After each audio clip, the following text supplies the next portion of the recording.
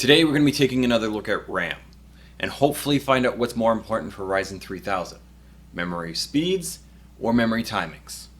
Let's find out.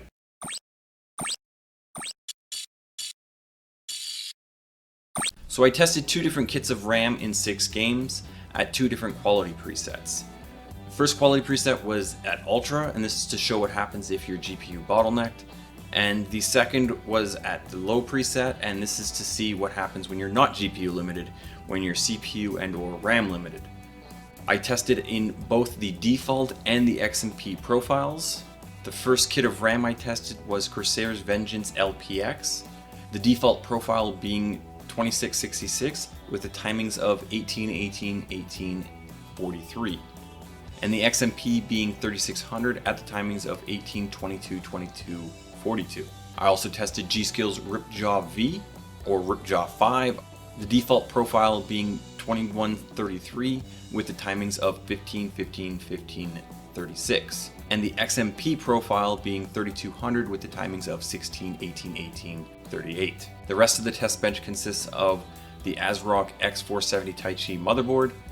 The CPU is the Ryzen 5 3600 with all cores overclocked to 4.2 GHz. The CPU cooler was the Uphere AC12 RGB. The GPU is the Zotec GTX 1070 Mini.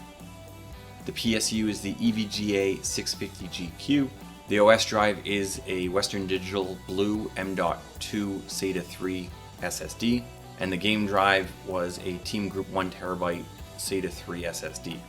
Before moving on, if you like what I'm doing here, could you please subscribe to the channel and like the video? It helps a lot. Now, what I'm going to do is put up all the benchmarks for the Ultra presets, and then I'll come back and I'll talk about it.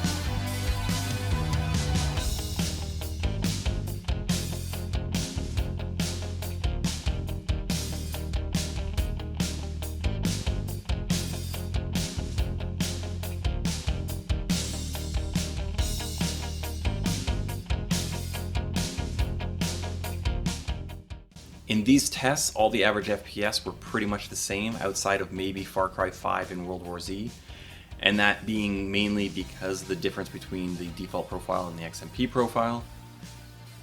Where some people might actually feel a difference would be within the 1% lows, and again that is when playing at Ultra on a mid-range graphics card.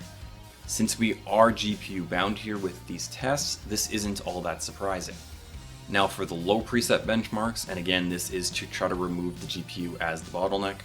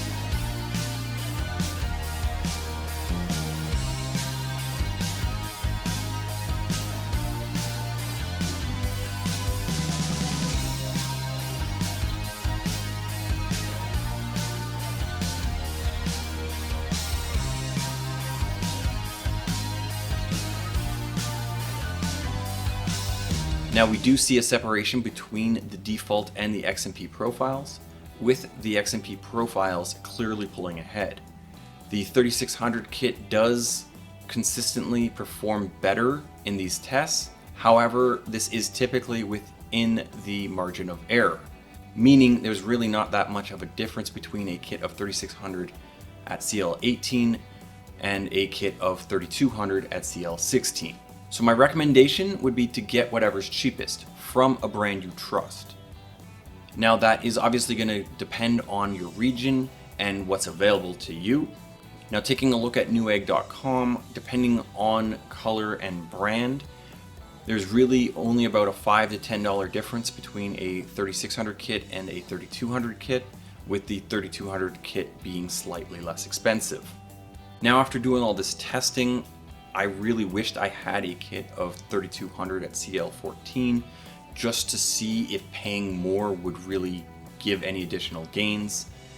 But sadly, I don't have 130 USD lying around to do this. Maybe next time. Well, that's all I got for this one. All the normal stuff. If you liked the video, you know what to do. Click that subscribe button and the bell icon so you get notified whenever I drop a new video. And as always, thanks for watching, and see you next time.